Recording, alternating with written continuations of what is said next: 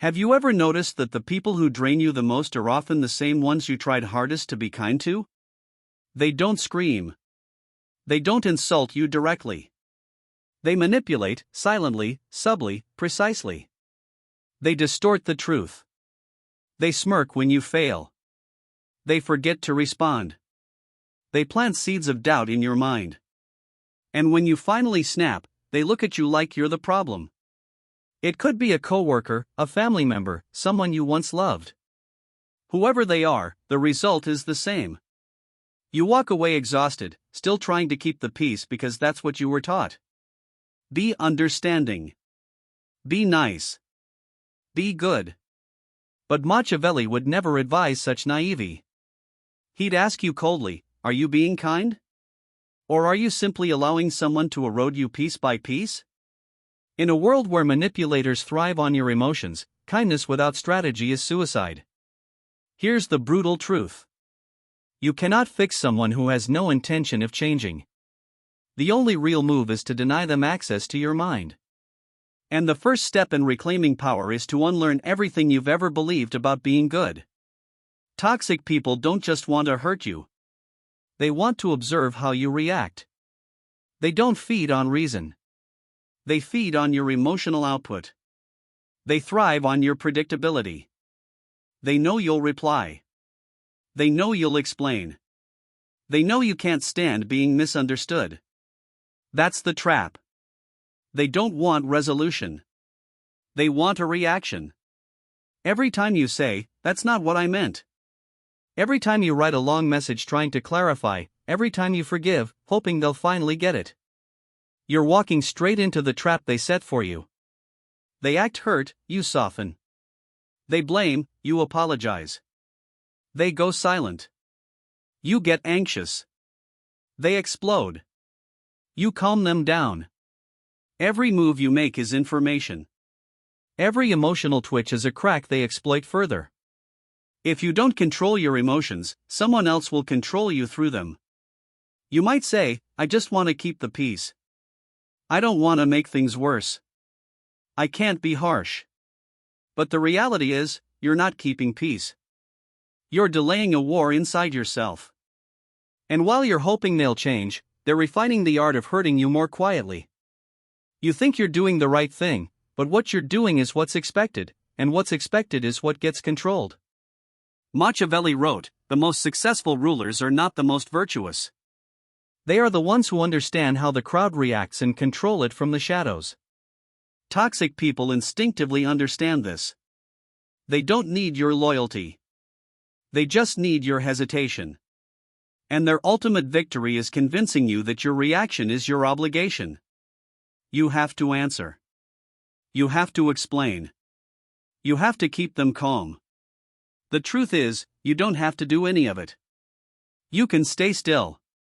You can walk away. You can shut the door without warning, without guilt. What they fear most isn't your anger. It's your lack of reaction. Your silence is the most powerful counterstrike. No noise, no effort, no explanation. It's the first signal that you've changed position. You've seen their blueprint and you're no longer moving by it. Reaction is weakness. Intention is power. And strategic silence is domination. Boundaries are not emotional. They are not moral. They are not a cry for respect. They are a strategy. Toxic people don't cross your boundaries because they don't understand them. They cross them because they know you won't enforce them. They test. They push. They wait. And every time you flinch, explain, or soften the blow, you reinforce their power. You've been told your whole life. Saying no is rude. Setting limits makes you selfish. Turning someone away is unkind. That kind of thinking was designed to make you easily manipulated. You were raised to be agreeable, to nod, to adapt, to absorb discomfort quietly, to take on burdens that weren't yours in the name of being a good person. But here's the harsh truth. Good people get used. Strategic people get respected. So, how do you start reclaiming control? It begins with absolute clarity. Ask yourself coldly, honestly. Who drains me? Who ignores my time, my energy, my limits? Who respects me only when it's convenient for them? Once you know the answers, stop asking for permission to protect yourself. Begin setting boundaries without guilt, without negotiation, without emotion. Let your no be clean. Let your distance be quiet but final. Let your actions speak where your words once failed. Tell the needy friend, I'm not available at your convenience anymore. Tell the demanding coworker, I don't respond to work messages after hours. Tell the family member addicted to drama, I won't engage with negativity today. Then stop. No long explanation. No nervous apology. No overcompensating smile. Because here's what toxic people fear: a person who no longer plays the game. They want loopholes. They want negotiation. They want your soft tone, your apologetic stance, your over-explaining. Take that away, and they lose leverage. No is not the start of a debate. It is the end of one. If someone gets upset about your boundary, that is confirmation that the boundary was necessary. They will say you've changed. They will accuse you of being cold, selfish, distant, good. That means it's working. People who benefited from your lack of boundaries will never celebrate the moment you grow a spine. But they don't have to, because your job is no longer to make everyone comfortable. Your job is to protect your peace. That peace, your energy, your time, your emotional space is your territory. And like any kingdom, it must be guarded with discipline and defended with silence. The moment you stop explaining yourself, you stop bleeding power. A boundary is not a fence. It is a blade. And the sharper it is, the less it has to be used. Toxic people don't need to yell. They don't need to insult you directly. They simply know where your cracks are. And they press just hard enough. They don't fight openly. They operate like chess players. Calculated, patient, deadly. They weaponize the subtle. The backhanded compliment. Wow, you finally did something right.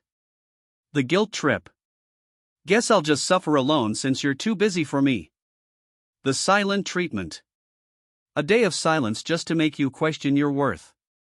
The blame shift. I wouldn't have done that if you hadn't provoked me. The triangulation. Turning others against you quietly while pretending to stay neutral. It's not random. It's not accidental. It's psychological warfare. And the battlefield is your nervous system. You start second-guessing yourself. You overthink every word. You apologize when you did nothing wrong. You feel like you're the crazy one. This is emotional programming, and they're experts at it. But here's the key. They can only run the program if you keep reacting the same way. Every time you get defensive, every time you try to justify your feelings, every time you plead to be understood, you are feeding the loop. They don't want to resolve anything. They want to keep you stuck. They want you on edge because an anxious mind is easier to manipulate. They win when you lose emotional control. They lose when you stay in command. So, here's how you break the pattern. 1. Neutralize their game. When they bait you, go still. Respond with calm neutrality. That's your opinion. I see. Noted. Short. Flat. Undramatic. They can't escalate. What doesn't react? 2. Delay the reaction. Toxic people want immediacy. They want emotion now. When provoked by text or email, don't reply instantly. Let the urgency die. Time is your weapon. Use it. 3. Exit the conversation. If the temperature rises, if manipulation is thick in the air, walk away. No warning, no performance. No guilt. Say, I'm not available for this conversation. And leave. That one sentence delivers more power than an hour of explaining, because now they're left alone with their tactics, with their mess, with no emotional supply to feed on. And when you consistently refuse to play, they stop inviting you to the game. But here's the warning. They'll escalate first. When you go neutral, they'll press harder. When you stop reacting, they'll provoke deeper. When you pull away, they'll try guilt, tears, rage, pity. Not because they care, but because they're losing grip. Desperation is the final move of the manipulator. And your only task is to stay the course. They cannot handle someone who refuses to absorb their chaos. They collapse in the face of psychological stillness. So hold the line. Be unreadable. Be untouchable. Because once they realize your patterns have changed, they'll have no choice but to face a terrifying truth. They no longer have control. When you become emotionally invisible, you become unbreakable. Your entire life, you were taught to be the peacemaker. Talk it out. Fix the problem. Be the bigger person. But here's what no one told you. In the hands of a toxic person, your empathy becomes ammunition. They expect your reaction. They expect your compassion. They expect you to come running back, explaining, softening, apologizing. That's the pattern. That's their control. So what's the move? You flip the game. You do the one thing they never see coming. You stop engaging. You stop explaining. You stop saving them. This is the inversion move. It's not about confrontation. It's about withdrawal as a weapon. Toxic people thrive on connection. Not healthy connection, but control-based connection. They don't want your love. They want your reaction. They want to keep you in orbit, always circling their chaos. The inversion move is stepping out of that orbit calmly, quietly, completely. You become an emotional ghost. Present but untouchable, still but impenetrable. And here's the truth. They'll notice instantly. The second you stop reacting, you become unreadable, unpredictable. And for someone who controls through your emotions, that is terrifying. You've taken the script they've rehearsed for years and you've set it on fire. When they try to provoke you and you respond with, "That doesn't work for me. I'm not available for that." Or worse, nothing at all. They spiral not because they care, but because they're losing leverage. This is where they push harder. They cry. They rage. They call you heartless. They beg you to just talk it out. But don't mistake the noise for love. It's withdrawal symptoms. They're detoxing from control.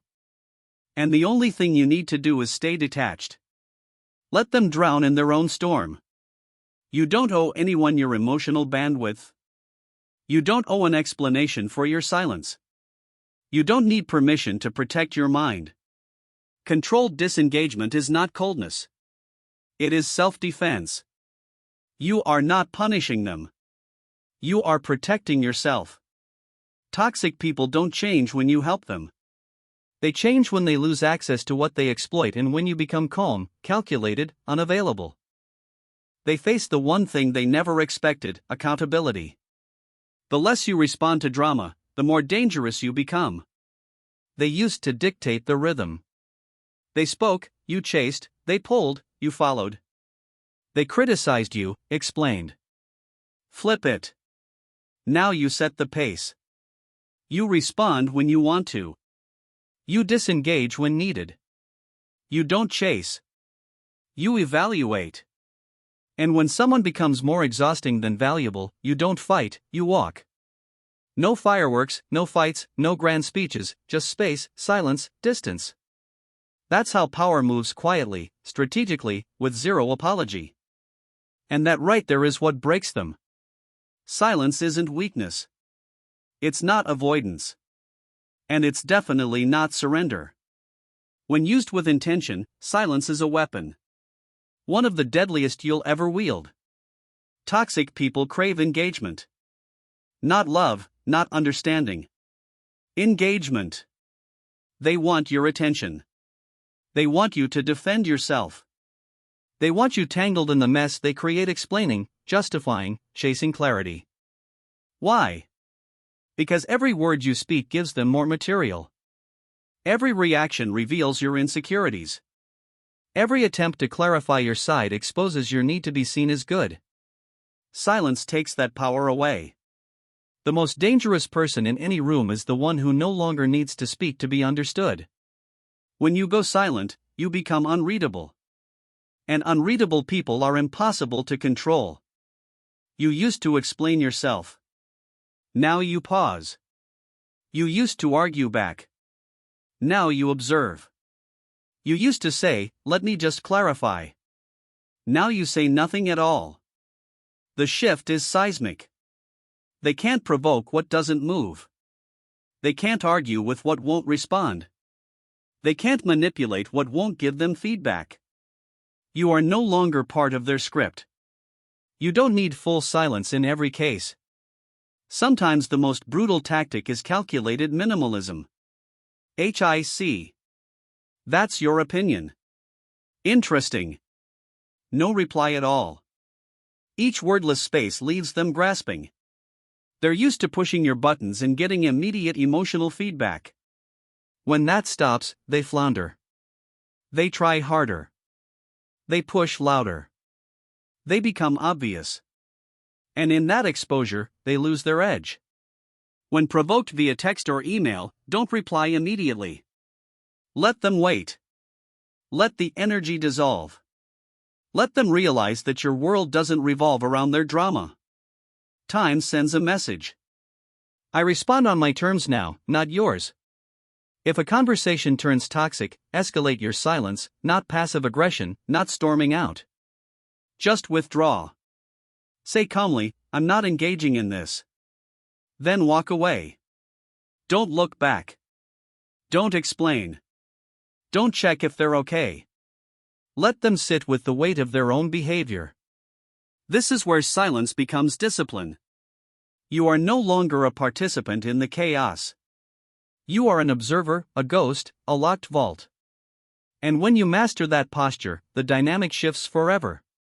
Toxic people live off control. Silence removes control.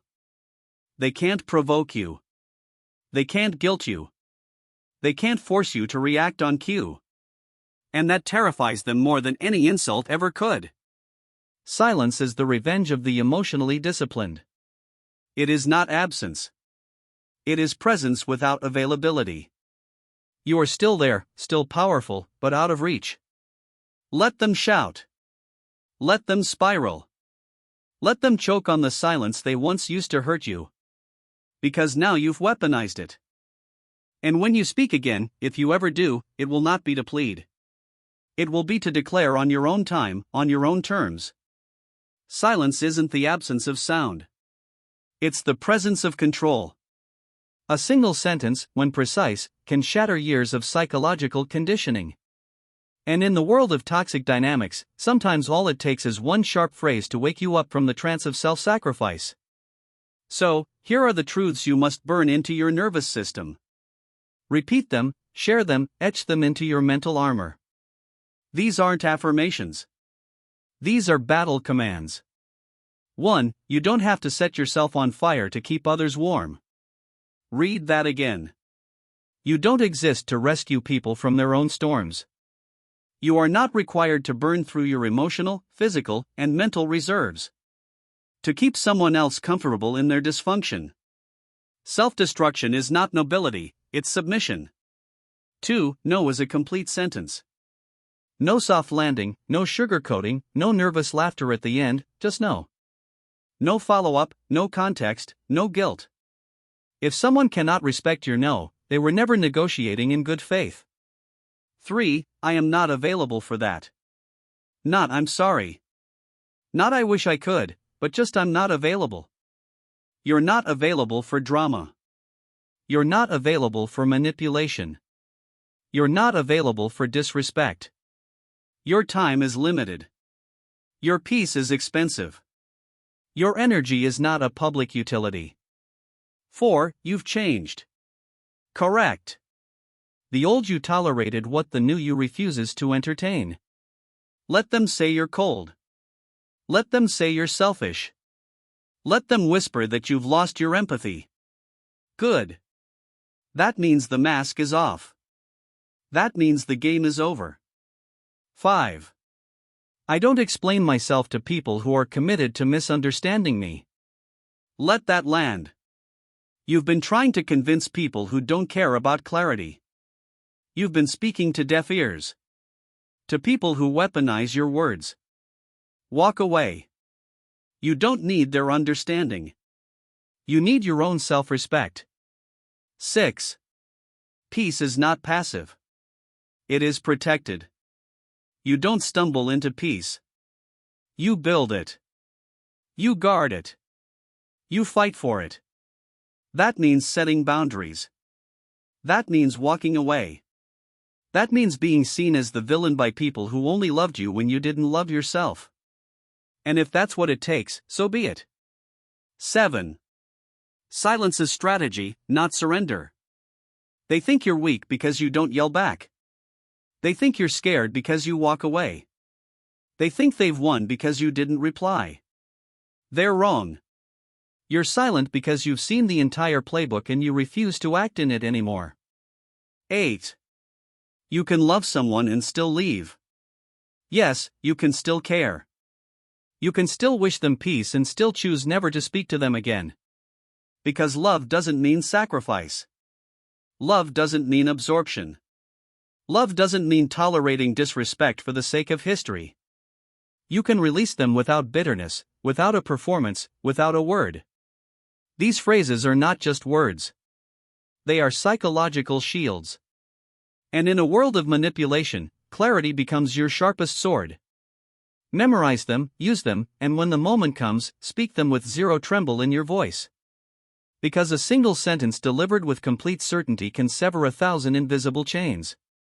Loop these truths in your mind until they become instinct. Then speak them like law. There comes a moment in every toxic relationship when your body says what your mouth won't. You lose sleep. You feel anxious before every interaction. You rehearse conversations that never go how you planned. You walk on eggshells. You shrink. You give more. And somehow it's never enough. That moment when your nervous system begins to collapse under the weight of what you're tolerating is your mind begging you to wake up. But instead of leaving, you double down. You convince yourself it's not so bad. You blame yourself. You think, if I explain it better this time, maybe they'll understand. If I'm more patient, maybe they'll finally see what they're doing. If I love them hard enough, they'll change. But they don't, and you're left depleted, bitter, resentful, ashamed for staying this long, but terrified to walk away. Why? Because toxic attachment is not about love. It's about emotional addiction. You've become chemically tethered to the highs and lows. You stay for the rare moment of peace. While enduring oceans of chaos, you confuse tension with passion, drama with intimacy, control with care. You're in a loop. And the hardest part of that loop is admitting this. You knew, but you didn't want to know. You saw the red flags. You felt the emotional damage.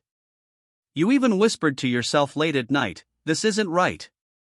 But you stayed because part of you believed the fantasy that your love could heal them, that your loyalty would inspire change, that they would eventually become the person they once pretended to be. They won't, not because they can't, but because they don't need to. As long as you stay, the performance is unnecessary. You stayed because it was familiar. Because chaos was more comfortable than being alone. Because walking away felt like failure. But here's the truth. You are not failing when you walk away. You are not cruel when you enforce peace. You are not selfish when you save yourself first. What's truly cruel is making yourself sick trying to be someone else's antidote. That breakdown, the anxiety, the exhaustion, the emptiness, it's not weakness, it's clarity. The system inside you is screaming. This is not sustainable. You don't need more conversations. You don't need to find the perfect words. You don't need to explain why you're finally walking away. You only need one thing. Permission. Permission to protect your energy. Permission to outgrow the version of you that accepted less. Permission to leave not with anger, but with certainty. You don't owe anyone your continued suffering just because they once mattered to you. That is the emotional collapse, the death of the illusion. The moment you stop hoping for who they could be and finally accept who they are. It's painful. It's messy. But it's also the start of something else. You return to power because only after the collapse can you rebuild something stronger, boundaried, clear, and untouchable. Let them go.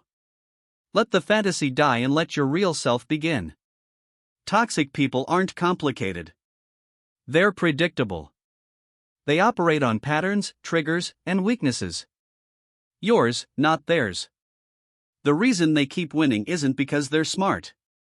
It's because you keep playing by emotional rules. While they play by power, it's time to rewrite your rulebook. Below are the non-negotiables, not suggestions, laws. Law 1: anyone who gets angry when you set boundaries was benefiting from your lack of them. They're not upset because you've become cruel. They're upset because the game changed. They can no longer control the version of you who apologized for everything. You evolved and they lost access. Good. Law 2: loyalty without limits turns you into a servant, not a partner. You don't prove love through endurance. You don't prove your worth through suffering. People who respect you won't test how much pain you're willing to take. Only users do that. Law 3: you are not responsible for someone else's healing. You can care, you can support, but you cannot carry them. If they refuse to take responsibility for their pain, it becomes weaponized against you. That's not healing. That's emotional debt collection. Law 4: if you have to argue for your value, you're already surrounded by the wrong people. Respect is felt, not begged for. Validation is natural, not negotiated. The moment you start justifying your worth, you've already handed it over. Take it back. Law 5: silence is not passive. It's calculated control. Silence is not what happens when you have nothing to say. It's what happens when you realize words are useless. You don't argue with a fire. You smother it. Law 6: guilt is their leash.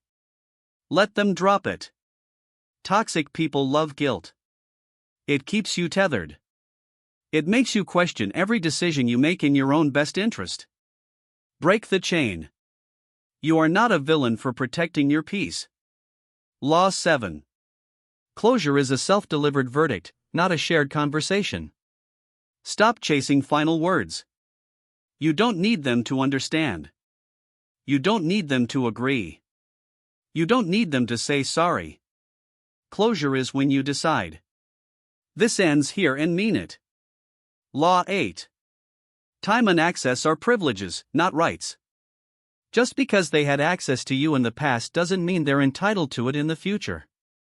People should earn their way into your life and lose their place when they violate it. Law 9: emotional discipline is power. It's not about being cold.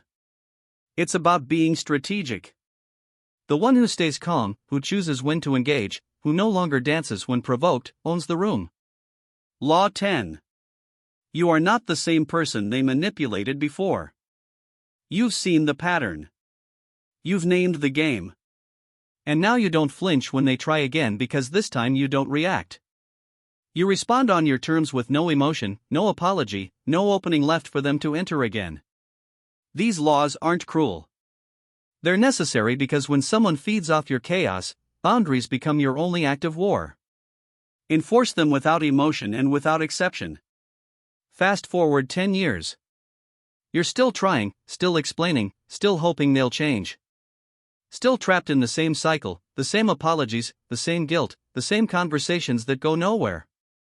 You've built your life around not upsetting them. You've shrunk yourself to maintain a relationship that never gave you oxygen. You've lost friends, missed opportunities, silenced your voice, and for what? A fantasy. A ghost of who they once pretended to be. No one writes songs about the years you wasted. No one applauds you for sacrificing yourself quietly. There is no trophy for loyalty to someone who was never loyal to your peace. That is one version of your legacy. The one where you become a hollowed out version of yourself. Polite, broken, exhausted, smiling. But here's the inversion. The alternate ending. The one where you woke up. Where the pain wasn't the ending, but the signal. Where the collapse was the catalyst. Where you said, I'm done playing small to keep someone else comfortable. You stopped justifying. You stopped performing. You stopped explaining yourself to people who were never listening. You walked away, not to be cruel, but to be whole. And in doing so, you became someone new. This version of you doesn't flinch when people disapprove. You no longer explain your boundaries. You enforce them. You don't chase love. You recognize alignment. You've burned the bridge to your old self. The one who tolerated too much, apologized too often, made excuses for behavior that never changed. And out of the ashes, you've built something colder, sharper, cleaner, peace. The kind that doesn't ask permission. The kind that doesn't come with guilt. The kind that stands in silence even when provoked. This is what people feel when they say, you've changed. They're right. You have. You had to. You had to. Because survival without transformation isn't survival. It's stagnation. They used to be so sweet. They're different now. They think they're better than everyone. They'll twist your name, call you distant, call you selfish. Let them. Their narrative is not your responsibility. Their discomfort is not your debt. The version of you they remember no longer exists, and she's not coming back. What becomes your legacy is not what you endured. It's what you chose to no longer tolerate. Not the pain you absorbed, but the line you finally drew. Not the tears you cried, but the silence you mastered. Not the people you pleased, but the peace you protected. That is what survives. So the question is this. When they speak of you in years to come, will they say she gave until there was nothing left? Or will they say she walked away and never looked back? Because at some point you stop asking what they want and you start asking, what does my future deserve? The answer decides everything. You don't owe them a conversation. You don't owe them closure. You don't owe them the performance of pain. When the time comes, you leave, quietly, coldly, completely, not to teach them a lesson. Not to make them miss you. Not to manipulate their emotions. You leave because it's done. The role has expired. The pattern has been exposed. The game has no more moves. You don't cry in front of them. You don't send the long text. You don't announce your awakening. You disappear. You reclaim. You evolve. Power is not loud. Power exits the room and never returns. They will try to bait you. They will say you're heartless. They'll act confused, but deep down they know why. They know what they did. They just hoped you'd never be strong enough to leave. But you are. And not because you became cold, but because you finally became clear. You don't have to hate them. You don't have to wish them harm. You simply have to refuse to be accessed again. No second chances. No reopening the wound. No explanations to people who used your kindness as leverage. You're not abandoning them. You're rescuing yourself. The most powerful sentence in your arsenal is not "I'm done." It's the silence that follows after. Let it ring. Let it echo. Let it end everything. Because when you finally choose yourself, you don't announce it. You vanish.